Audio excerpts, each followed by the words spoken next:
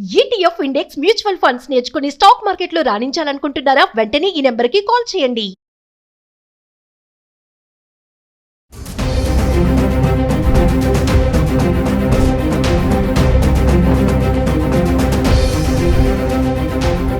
Suman TV ప్రేక్షకులకు నమస్కారం. దీపావళి నాటికి బంగారం రేటు 24 క్యారెట్ బంగారం 10 గ్రాముల ధర 1,25,000 రూపాయలు దాటుతుందా అనేది ఒక పెద్ద ప్రశ్న. ఇప్పుడున్న ట్రెండ్ చూస్తే ఆల్రెడీ 1,10,000 అట్టిగా ఇప్పుడు నడుస్తున్నటువంటి పరిస్థితి. 1,25,000 అంటే పెద్దగా 15,000 రూపాయల డిఫరెన్సే కాబట్టి దీపావళి వరకు సులభంగా పెరగొచ్చేనేమో చాలా మంది అంచనాలు వేస్తున్నారు. అయితే ఇది పెరుగుతుందా తగ్గుతుందా అనేటువంటిది కొన్ని కారణాల మీద ఆధారపడి ఉంటుంది. నెంబర్ 1 మనం చూసుకున్నట్టయితే డాలర్ రేటు పెరిగితే, డాలర్ రేటు స్థిరంగా ఉంటే, బలంగా ఉంటే బంగారం తగ్గిపోయే అవకాశం ఉంటుంది రేటు. డాలరు బలహీనంగా ఉంటే బంగారం రేటు పెరిగే అవకాశం ఉంటుంది. ఎందుకంటే డాలరు బలంగా ఉన్నప్పుడు పెట్టుబడులన్నీ కూడా విదేశీ మార్గం నుంచి మనకు వచ్చేటువంటి పెట్టుబడులన్నీ కూడా ఆగిపోతాయి.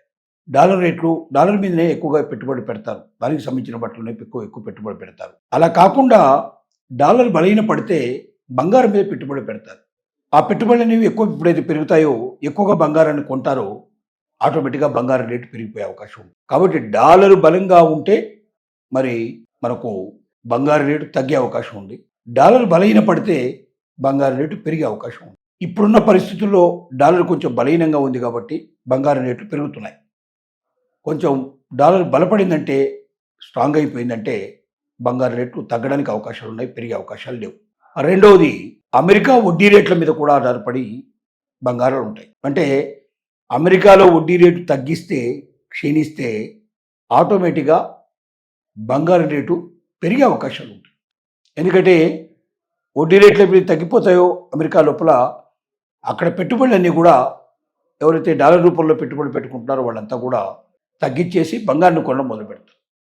అప్పుడు బంగారం రేటు పెరిగే అవకాశం ఉంటుంది. అదే ఒకవేళ డాలర్ అంటే అమెరికాలో వడ్డీ రేట్లు పెరిగితే మరి బంగారం రేటు క్షీణించే అవకాశాలు ఉంటాయి బాగా. సో మూడో విషయం ఏంటంటే రూపాయి బలపడటం గురించి కూడా. మన రూపాయి బలహీనంగా ఉండటం వల్ల మరి మనం బంగారం రేటు పెరుగుతోంది. అదే మన రూపాయి బలం పెరిగితే, అంటే డాలర్తో పోలిస్తే మన రూపాయి బలం అయిపోయినట్టయితే మనకు విదేశాల నుంచి మనం తెచ్చుకునేటువంటి అన్ని వస్తువులు చౌకగా లభిస్తాయి. కాబట్టి బంగారం రేటు కూడా తగ్గిపోయే అవకాశాలు ఉంటాయి. తర్వాత అనేక రకాల యుద్ధ వాతావరణ పరిస్థితులు. ఇవాళ ఉక్రెయిన్ రష్యా యుద్ధం జరుగుతోంది, అలాగే గాజా మరి ఇజ్రాయిల్ యుద్ధం జరుగుతోంది. ఇలాగ అనేక యుద్ధాలు ప్రపంచం లోపల జరగడం వల్ల ఆ యుద్ధాల ఫలితంగా బంగారం రేటు పెరిగే అవకాశాలు ఉన్నాయి. భవిష్యత్తులో ఒకవేళ ఈ యుద్ధాలు తగ్గిపోతే, యుద్ధాలు లేకుండా పోయినట్టయితే, యుద్ధాలు వీళ్ళ మధ్య కాంప్రమైజ్ అయినట్టయితే బంగారం రేటు బాగా తగ్గిపోయే అవకాశాలు ఉన్నాయి. ఇలాగా అనేక కారణాలు బంగారం రేటు పెరగడానికి దోహదం చేస్తున్నాయి. ఇప్పుడున్న పరిస్థితుల్లో మరి దీపావళి వరకు ఈ పరిస్థితుల్లో మార్పు వస్తే, ఇందులో చెప్పినట్టు ఏ కారణాలైనా మరి మార్పులు చేర్పులు జరిగినట్టయితే బంగారం రేటు తగ్గొచ్చా అనే దాని మీద ఆలోచన ఉంది. కాబట్టి దీపావళి వరకు పెరగడానికే ఎక్కువగా పాసిబిలిటీస్ కనబడుతున్నాయి. కానీ 100% మనం చెప్పడం చాలా కష్టం.